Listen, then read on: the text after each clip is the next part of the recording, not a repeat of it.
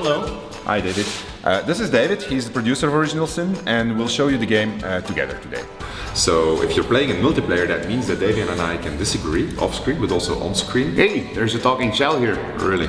Yeah, really. I think you should sell it. But No, you should sell it. okay, so if you are in disagreement like this when you have to make a decision, the game checks and calculates who wins the discussion. And in this case, Sven won. I'm happy that we're doing this again, David. What? Doing what? Well, playing multiplayer, it's been a long Oh time. yeah, it's always fun. Hey, what did you do with the shell in What the end? shell?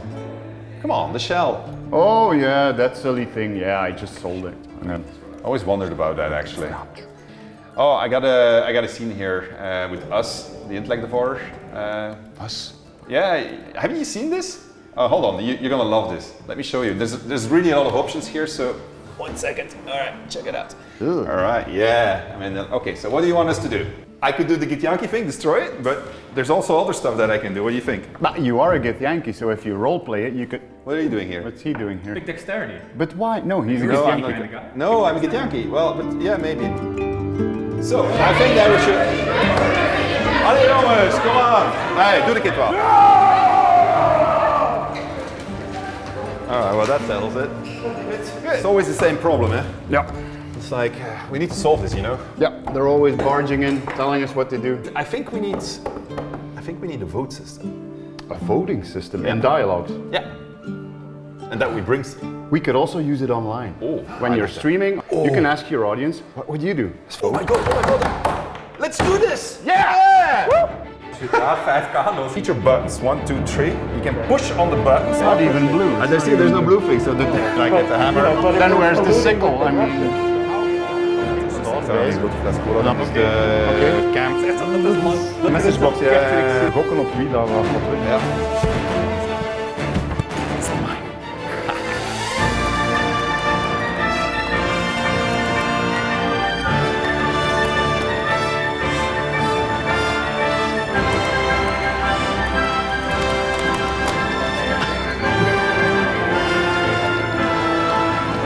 Oh, we moeten aftasten. It works! It's done. Brilliant! It's finished! It's glorious! It's gonna work! Yeah. Now, someone's going to have to tell Jason.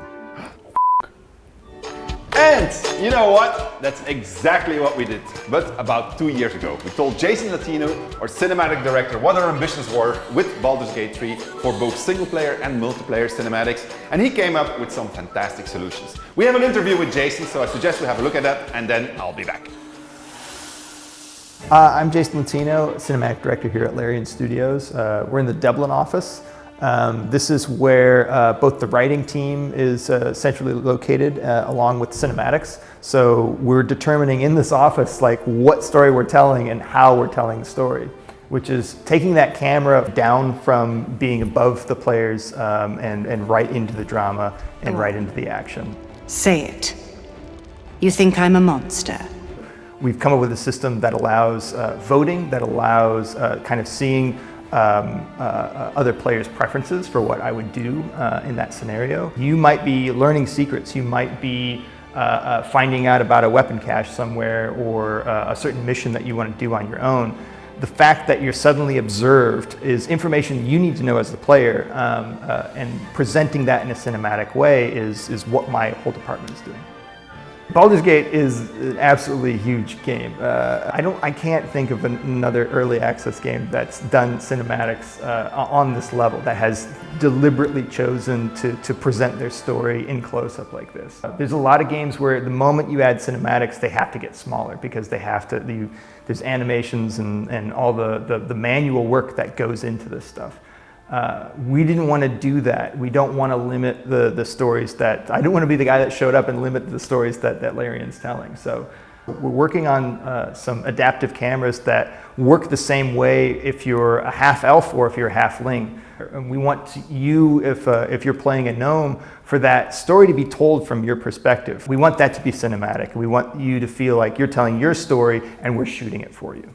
If you're walking around and you see one of your buddies is engaged in dialogue, that means they are seeing a cutscene, that they have blinders on. And this is something that kind of goes back with the kind of the Larian tradition of being able to pickpocket people that are kind of engaged in social activities and sequences. And so you can pickpocket your friends, you can pickpocket the person they're talking to. You can move around dynamic objects and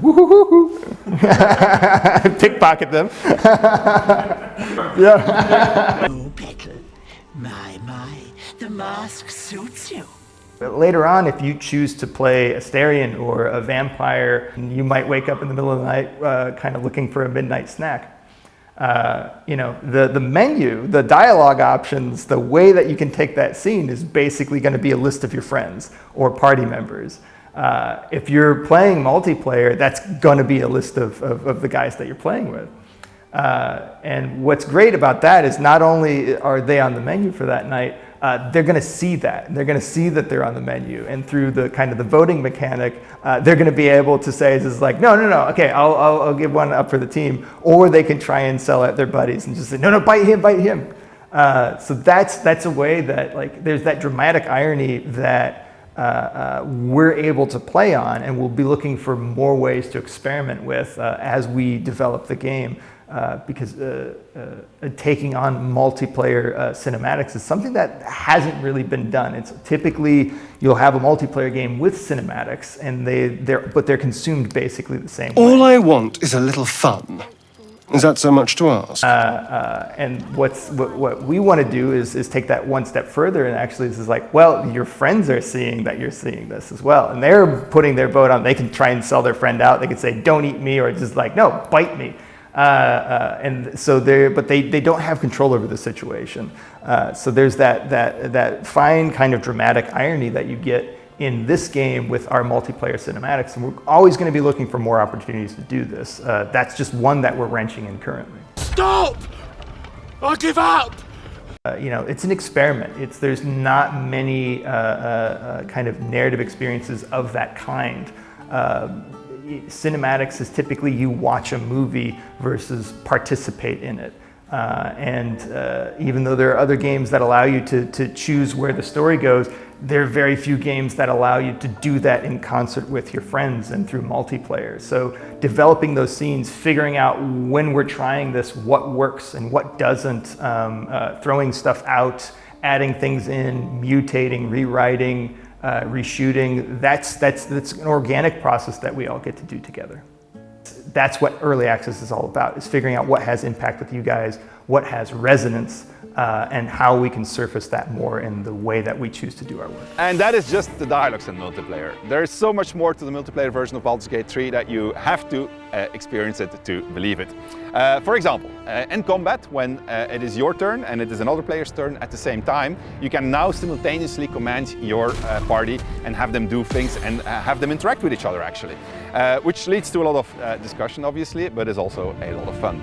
Likewise, if you're a streamer, you can, at any moment that you want, give control of your dialogues to your audience, and then you will see what they voted for. And I think it's going to lead to a lot of very, very interesting adventures.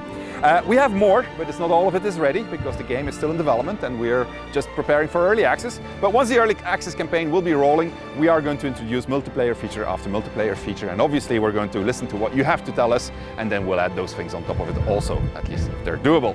That's it for me today. We are going to be back with a new community update, and in that one we're going to tackle the topic of romance in Baldur's Gate 3. See you soon, take care, bye bye.